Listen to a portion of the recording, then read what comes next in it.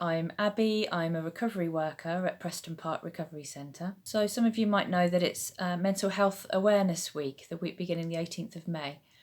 And they've chosen the theme of kindness for this week, particularly because of the COVID virus and because they really recognise that at the moment kindness is such an important quality.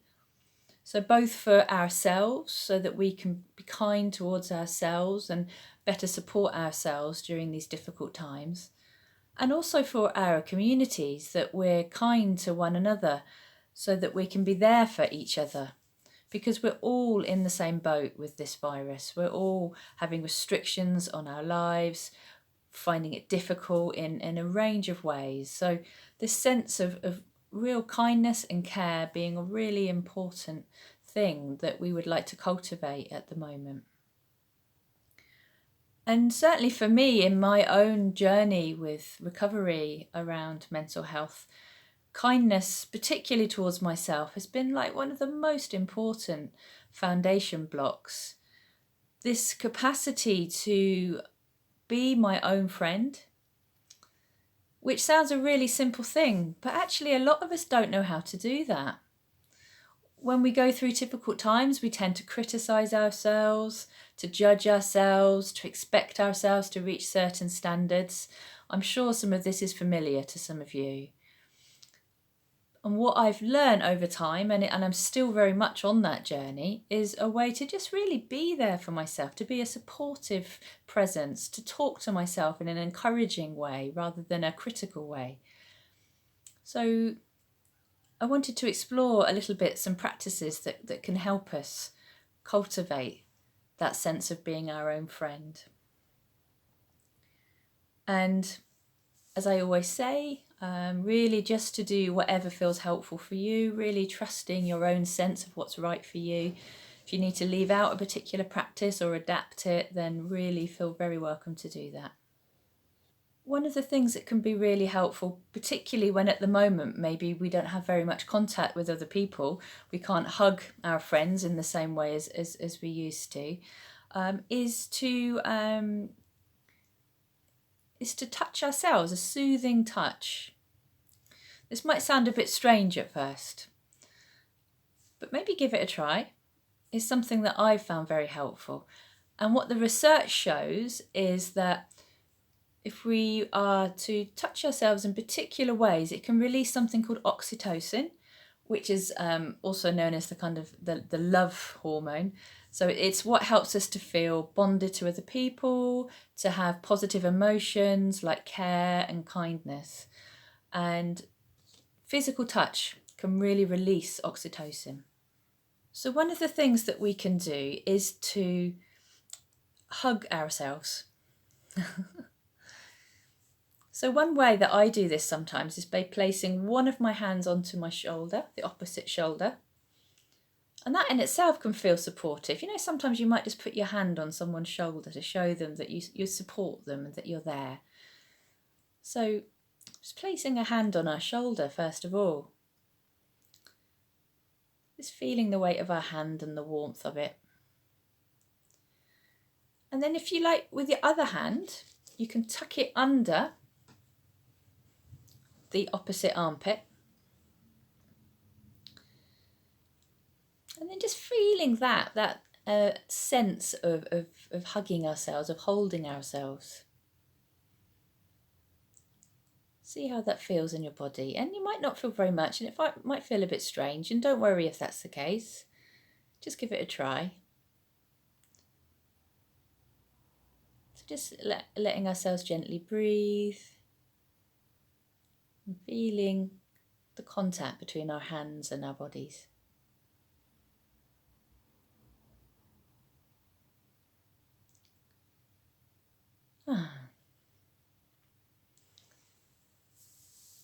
So that's one thing that we can try.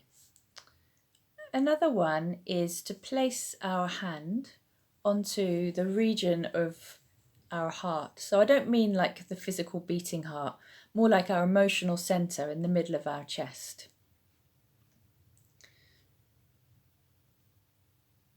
So yeah, placing your hand there, and sometimes It's nice just to make a little circle with your palms, just to really contact that area. Just gently. And seeing if you just feel the warmth of the palm of your hand trickling down into the area of the heart.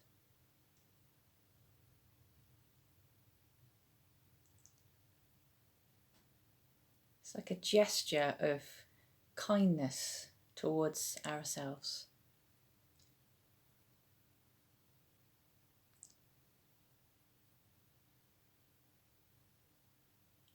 If it feels helpful, we can use some words. It might not feel right for you, but I might say something to myself like, "It's okay, Abbie, it's going to be okay." Or, "I can see this is a bit difficult for you right now, Abbie. I'm still here for you."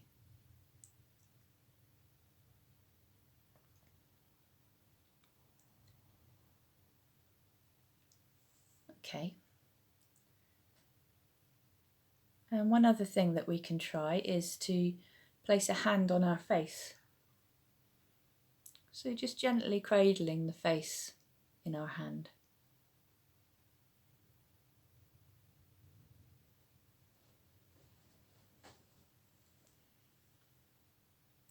So if any one of those three things felt helpful to you, calming and soothing, then, maybe give them a try during the day when you're feeling upset or a bit tired, or just any time really that you feel like giving yourself some kindness.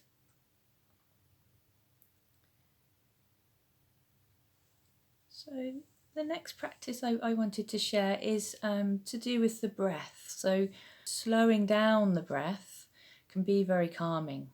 And I wanted just to introduce a slightly different practice around the breath, which I call the flower breath. So we're right in the middle of spring at the moment, so there's flowers everywhere, as I'm sure you've been noticing, and they're all kind of coming into blooming at the moment, particularly things like blossom on cherry trees. So I'd like you to imagine that your hand is in a gentle fist shape, and that's almost like the bud of the flower, so before it's bloomed. And then gently unfurling the fingers as if the flower is unfurling its petals. And what we can do is to coordinate that with the breath. So as we breathe in, we have the shape of the bud. As we breathe out, slowly uncurling the fingers of the flower. And we can do that a few times. So breathing in, breathing out, breathing in, breathing out. And I really encourage you to find the rhythm that works for you. So you might want to do it a little bit more slowly or a little bit faster. But I would encourage you just to slow your breath down more than you normally would breathe, just because that can be so calming. So breathing in and breathing out. Breathing in and breathing out. Breathing in and breathing out.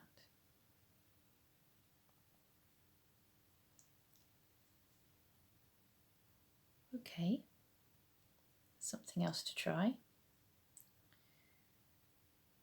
The last practice I wanted to mention is poetry. So I know a lot of you that I speak to find poetry really helpful. And for me, I find it speaks to my heart, to my feelings in a way that a lot of other things don't. Something about the way the language is used helps me to have a kind of deeper sense of what life is about, what's important, what is the beautiful things about life. And sometimes that can be difficult for us to see, and the poetry can kind of be like a key that can unlock that for us. And the poem that I wanted to read is by someone called Galway Kinnell. And I first heard this poem when I was on a meditation retreat that was all about being kind towards ourselves. So it's got some very positive memories for me. And I know that I've spoken to other people that also really appreciate this poem. So I wanted to read it.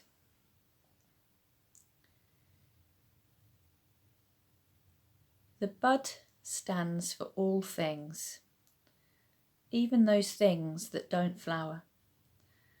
For everything flowers from within of self-blessing. Though sometimes it is necessary to reteach a thing its loveliness, to put a hand on its brow of the flower and retell it in words and in touch, it is lovely. Until it flowers again from within of self-blessing.